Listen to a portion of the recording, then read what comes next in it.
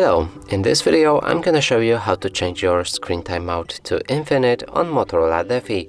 So if we move to our settings, then scroll down a bit and find the display, and here's the advanced screen timeout.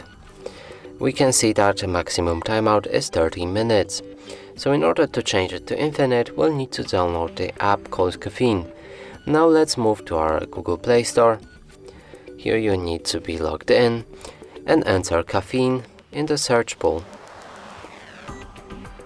Like this, hit the search button, select this app right here with a green icon with a white coffee cap. Click install.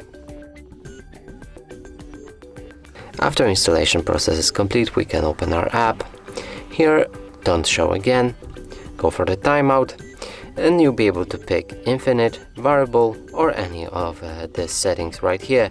So let's pick infinite, and that way our screen will never turn off unless we press the lock button. And that's it for this video. Hope you like it. Please consider subscribing to our channel, leave a like and a comment below.